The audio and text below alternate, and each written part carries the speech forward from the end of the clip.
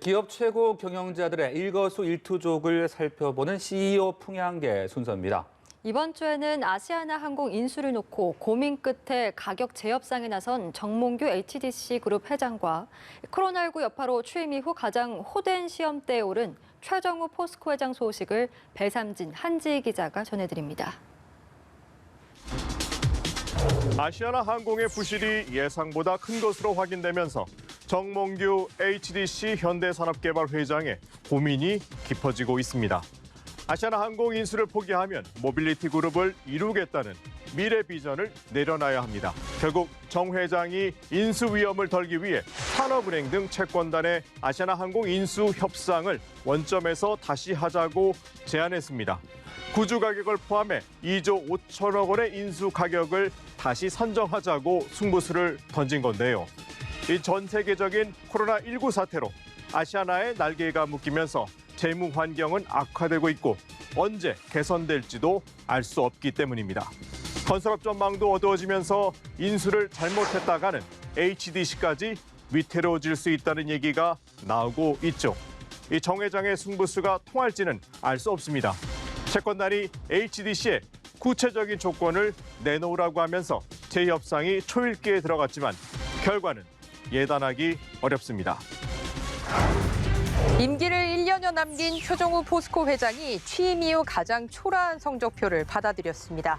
1분기 실적만 보면 영업이익은 작년 동기 대비 40% 넘게 급감했고 2분기 전망도 어둡습니다. 포스코 주가는 취임 이후 줄곧 내리막을 탔습니다. 코로나19 여파로 다음 주엔 글로벌 금융위기 이후 10년 만에 일부 생산 라인의 가동을 중단하고 1968년 창사 이래 처음으로 유급휴직을 실시하기로 결정했습니다. 지난달 예정됐던 광양 3구로의 가동도 연기하면서까지 생산량을 줄였지만 이마저도 여의치 않다는 얘기입니다. 지난해 전 세계 철강사 중 실적은 선방했다는 평가를 받았지만 올해는 최악의 상황이 될 수도 있는 상황입니다. 요즘 철의 시대 종언이라는 말까지 나오는데 취임 이후 가장 어려운 시험대에 오른 최 회장이 돌파구를 찾을 수 있을까요? 전 세계 1위 조선소 현대중공업 지주의 권호갑 회장이 안전 성과를 평가해 일벌백계 하겠다고 말했습니다. 권 회장 취임 이후 올해만 안전사고로 하청 근로자 4명이 숨졌고 지난달에는 노동부의 안전보건 특별감독이 종료된 지 하루 만에 노동자 1명이 질식사하는 사고가 났죠. 이 급기야 정부에서 현대중공업을 안전관리 불량사업장으로 지정해 특별 관리하기로 했습니다. 1974년 창사 이후 지금까지 산재로 사망한 근로자가 466명, 매달 0.85명이 사망한 셈입니다. 특히 2000년 이후에는 유독 하청 근로자의 사망이 많아서 위험의 외주화라는 표현까지 등장했습니다.